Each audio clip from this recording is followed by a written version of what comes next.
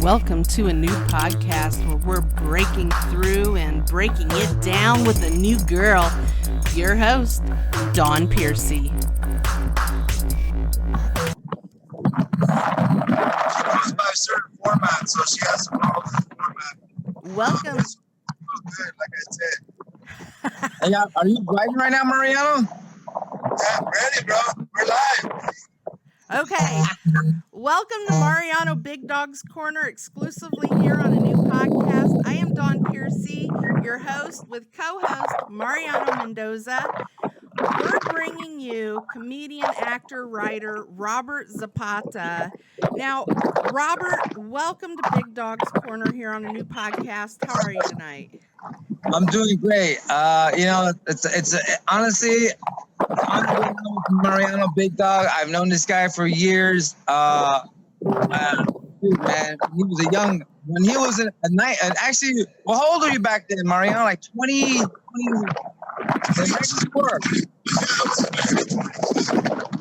Wow, man. You know what I mean? And it's crazy that we keep running into each other, and you know it's amazing, you know, because he's still hustling. Here we are, you know, 20 years later. Now we're on a podcast now. You know what I mean? This is where we're at. No. Hey, don't tell nobody that. Don't tell nobody my ankles hurt when I wake up in the morning. All right. That's how you know when your ankles start hurting. Like, wait a minute, I gotta warm up before just walking. Okay, here we go. Oh, I know the feeling. Trust me. Now, you started your comedy career at Improv and the Laugh Factory, correct? Yeah. Actually, I started. Yeah, I started the haha, and then I went to the Improv and the Laugh Factory right away. And I just been doing the circuit with the improvs, like Levity Live. Like April 15th, I'm gonna be headlining Levity Live in Oxnard. As a matter of fact, this weekend I'm gonna be opening up for Brandon T. Jackson in Ontario from Monday, Friday, and then on Sunday. Because Saturday I'm actually opening up for Willie Barcena at the Commerce Casino here in Los Angeles. Nice. Mariano, are you catching air? You got a window open?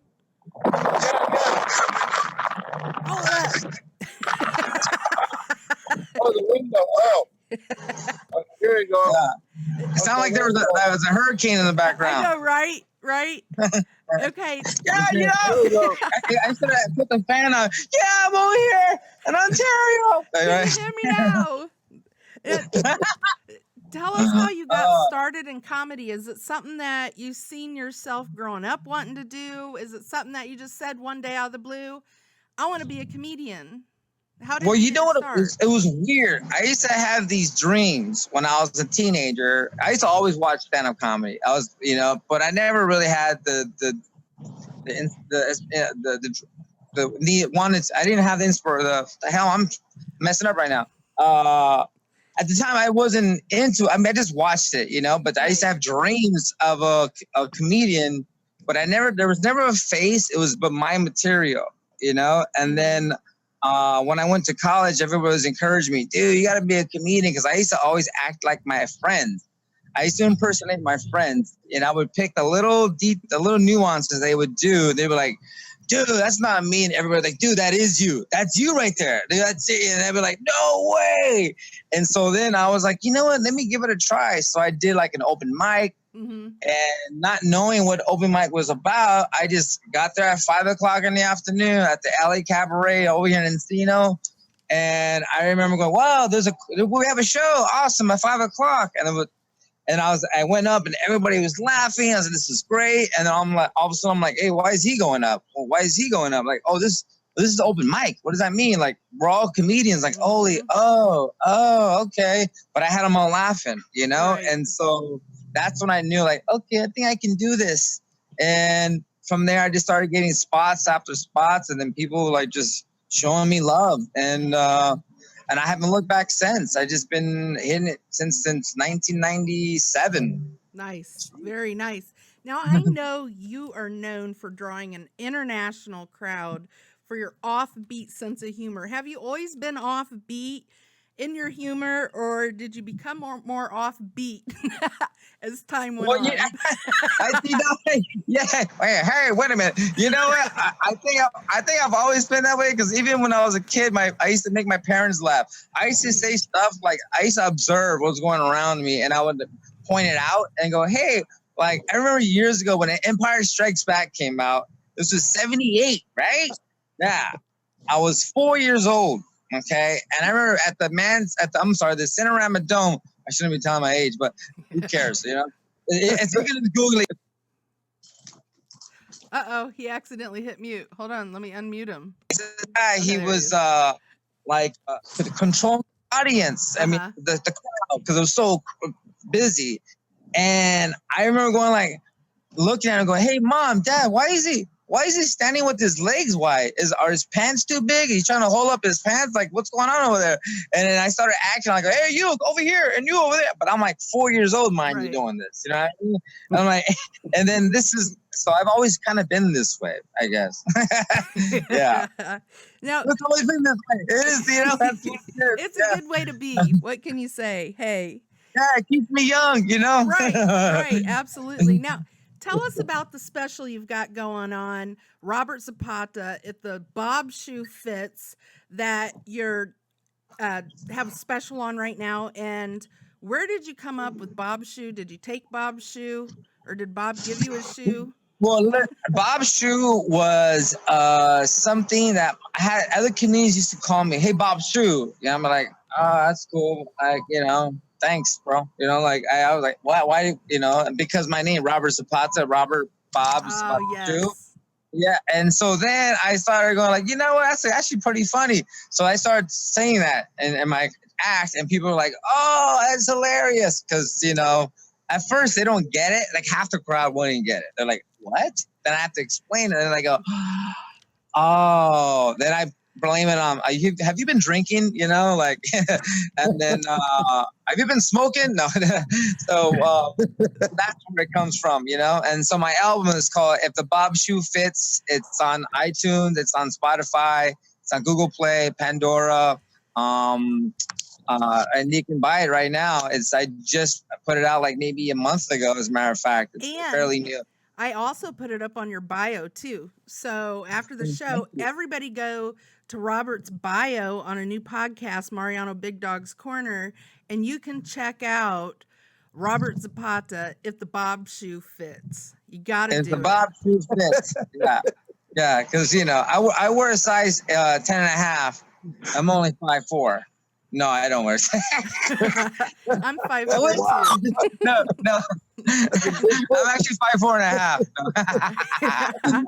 Yeah, we got to get that half an inch in there, right? You know what it is? When you're little, Mariano doesn't have that problem. He's like 6 something, you know, 200 something pounds. You know, with me, I gotta walk around like, "Hey, what's up? I'm right here. Can you see me?" You know, like it was so difficult being a bar patron. I could never order my drinks. I had to ask somebody else to order them for me, so I can at least get something to drink. You know, because they look past me like, "Oh, you," and they don't see. "Oh, there you are. You're down there. Okay, there you are." Short people problems 101. I'm telling you what.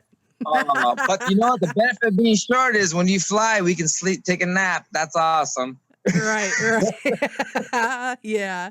So Mario can't nap in, coach. There's no way. You know, his knees are hitting the seat. Right. His shoulders are so wide. Like, you know, first class just to stretch his legs. Just to stretch his legs. No, I always run next to the emergency exits. Yeah, exactly. He looks at me. I'm in my lazy boy chair, like all stretched out. Like, look at this guy right here. Okay. Now, I know you've been doing a lot of traveling back and forth to doing different comedy shows. Fill our audience in with what you've got going on, where you're going to be at, what you've got coming up. Well, I do I have several shows I do consistently. Like I have a weekly at the Haha on Thursdays. But this week I'm going to be at Ontario Mills Improv Thursday, Friday, and Sunday. And on Saturday I'll be at the Commerce Casino. And then April 15th, I'll be headlining in Levity Live in Oxnard. It's a Sunday, the 15th, 7 o'clock show. And then pretty soon, I'm going to be starting another room like in Palmdale because I'm trying to get these little small town markets because like where they don't really have comedy. I tap into those markets, and I bring all my Hollywood friends out there, and they have a great time, you know. But most importantly, I'm really pushing my special on iTunes. That's the one thing I really, yeah, absolutely. Now, do you ever come to the Midwest or travel through the rest of the U.S.? I've actually, I used to, no, not yet. I haven't gone to the Midwest yet. I've been to the Southeast, the Southwest is mainly, like up north, Arizona, Las Vegas, Texas. I've been to Japan for the USO. I've done that. I've done Afghanistan. But that was cool. That one was fun because, you know, when you get there, it's like you realize how, like, you know, these guys really need the laughter, you know, because they're at a war zone. And when I was there, you just hear bombs going up, boom, boom, in the background. You're like, oh, this is terrifying. Kind of, you know. Then they got like their poop on, like it's kind of it's not pleasant to be a soldier, you know. Right. I mean, that's why we would try to give back as much as we can to these gentlemen and ladies and gentlemen, you know. Well, I thank you for doing that because I'm from an all-military family myself, and you know, it wasn't talked a lot about a lot in my family. It was kind of like a taboo subject, and so I appreciate you doing that for our troops. I really do. Yeah. Thank you, brother. Awesome, brother. I'm a veteran also too, Robert. Thank you, man. That's a blessing, man. I like to hear that. Marine, are you Army or Navy or? Active duty Navy, and then Army and National Guard Reserve, 6 years, 2 years in the Navy, active duty in Japan. Heck yeah, man. And Mariano, I thank you for your service too. It means a lot. Thank you for your. Yes, it does. We all gotta just thank each other, you know. We're all we need each other, really, you know. Right. Yep. Absolutely. And where are you at, Mariano, on the corner? Are you in East LA right now? What's going on there? I'm over here in the corner selling tamales. Eat one for me. Apurado tamales.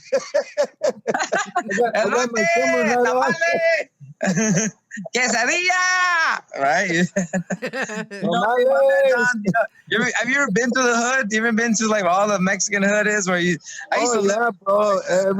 Every morning, Saturday and Sunday, Saturday in the mornings, man. You hear the tamale lady yelling. Yeah, she yells out like she's loud too. Like, oh my, what's that? You don't need a rooster, you need an alarm. You need the tamale lady. Tamale! Like, dude, it's 6:30 in the morning. Really? Tamales can be deadly too. I almost died eating tamales. Oh my gosh! I kid you not. I made it back. How did that happen? I was in Mexico, and I was milking cows, and I kid you not, I was in a room and there's chicken laying eggs in my room. Oh my goodness! Yeah. Was this your honeymoon? No, I'm just kidding. This was supposed to be for fun. Oh no! I know, right? Well, I ate the tamales, not thinking, you know, the cream was from the cows, and they had parasites. Oh. Yeah. So I'm just so glad I'm here. Wow. Really, so have you touched the tamales since? No, I haven't. I'm not gonna lie. I'm scared of them. That's why I said eat one for me. Yeah, I wouldn't either. I'm like, nah, it's okay. I'll pass. It's okay. But they're delicious. Hey, it's okay. I'll take your word for it. You know. Yeah. Yep. So now, when you're writing your shows, do you stick to one type of script, or do you go all over? I know I put a couple of clips up on your bio page too. You know what? I do both. I do what I call it drunken monkey style, and I also do my set. You know, it all depends on how I'm feeling. Some days I just want to go up there and riff, and I just come up with jokes on the spot, and I'm using like not so much I use a little bit of the crowd. I'm not like picking on the crowd, but a little bit of crowd work, and then it inspires me to think of some material on the spot, and I go on for like a 5-minute rant, you know, and it becomes a bit. And then, or, you know, if it's a show where I know I have to hit my mark because it's a showcase, that's different. Or if I know it's like it's a big, they're paying me a good amount of money, then I have to make sure I hit my mark, Right. But I think I'm mixing the drunken mugging within that because, once like in the comedy, it's like bookend. We bookend our jokes. Like we start off good, Right. we end good. In the middle, we can do whatever we want. So if it does dip, we can always come right back and end well, So. Yep. And now, how many open mics did you do before you became a professional comedian? I did. I want to say I did comedy for 10 years before I became a professional comedian. Okay. As far as open mics, I didn't do it that long because I did it for like maybe 3 months in my beginning of my career, and then I just started doing shows. And obviously, when I say I'm doing shows, I wasn't getting paid. I was just doing it for free, just to get funny. But I was doing like real shows, not just like a bunch of comedians staring at their notepads, working on their bits while you're up on stage and you're going like, "Am I funny? Okay, I think." Because no one cares. They're all sitting there going like, or if they do think, they go, "Ha ha." And they're right back in their notepad. You know what I mean? Like, and you go, "Oh, okay, that must have been funny. All right, cool." So versus like a crowd, they'll let you know. Mm-hmm. It's like, "Nah, it's not working, Robert," or "That's really funny." Now, you've been in 2 movies. Are you still acting? I know they have changed the names of them. Yes, you're right. You know what? I am, but I haven't been pursuing it as much recently, or I want to say since those movies, because there wasn't any jobs. It was all reality TV, and I don't know. I'm not gonna be that person. So so I sat it out. So here we are, 2018. Scripted is back. So now it's like, all right, I gotta dust my clothes off, get back in the acting classes, get my chops up again, and then now we're gonna hit it. Hey, Mariano's doing acting classes, giving acting classes, aren't you? Well, we were, but we're still not sure. Oh, okay. We got to try to get a certain amount of people, and you know what I mean. I got somebody who's really, really good, because I'm like I said, I'm not good enough to teach like advanced levels. I don't want to, you know what I mean. But we'll see what happens. You know what I mean? Yeah. So mostly I'm focusing on improv right now. Okay. Yeah, I know. I turned the TV on yesterday morning and you were on it, and I was like, "Oh my gosh, I got to get a picture." What show is this? Better Call Saul, season 3. Oh yeah, yep. Nice. Yeah. Yep. Yeah. Mm-hmm. Yeah. I know. I remember I saw Mariano on the HBO show. You're a regular on that one, right? Mariano. Down and Down with Danny McBride. It was one of the biggest, one of the funniest shows with Danny McBride, and Will Ferrell was a producer for that show. Yeah, it was a really big show on HBO. Yep, I remember that show. I do. That was my breakthrough throw. But yeah, go ahead. Oh, you're good. I was gonna ask for our audience that wants to follow you, where can they go to? I don't want to say stalk you, but follow you on social media to keep up with what you got going on. Yeah, well, they can stalk me at Robert Zapata. They can follow me. I'm sorry, they can follow me at Robert Zapata. I just Google it, and I have like my Instagram is the same thing. Facebook is the same. My Twitter is the same. I have a website as well, robertzapata.com. That's, the LinkedIn, Tumblr. What else is there? Pinterest. Wow. Yeah, and everything. What else is there? What do you pin on Pinterest? How many social media sites do we need? MySpace. Do we need them? Oh, MySpace. I'm still on it. I got albums coming out. No, I'm just kidding. I know. What do you pin on MySpace? Oh, dude. Justin Timberlake. That's why I put on MySpace. I like him. He's good. I like his music. Okay. What about Pinterest? Did he buy it? Did he buy that? He bought it, right? Am I no? Okay. Oh man. Well, this has been Um, great. I am so happy to have you on. I know you're so busy. Mariano, thank you so much for hooking us up for this interview. I know he did your wedding, and can you tell us about that? yeah. It was fun. Spill it, Mariano. Come on, we want to hear. Well, you know what? I wanted to do something different. We actually had a red carpet. He knows my friend Mario, who's an actor. And I said, I want to add comedy. And I asked Robert, hey, Robert, because we were working with another comedian. We were going to do another movie together, actually. And I met him somewhere else, too. Remember that movie with the other comedy guy? So anyways, we were going to do something together. And I said, Richard Villa, huh? I think was it the Richard Villa production, or was it the Lean Like not the Lean Like a Cholo one? It was Taco Shop.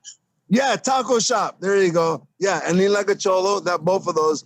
And then and so he came and he brought a couple other guys.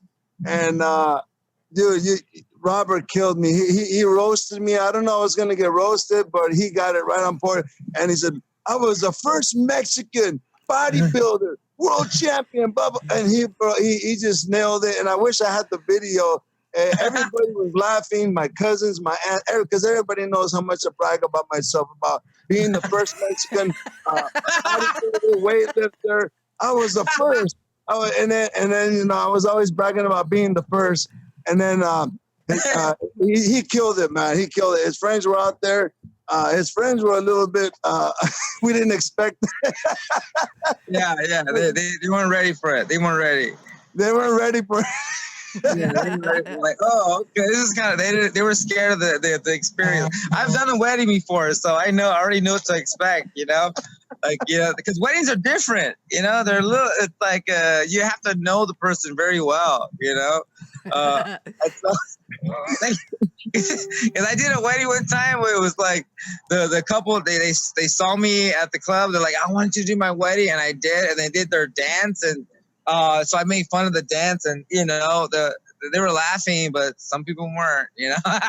No, you didn't marry him too, did you? No. I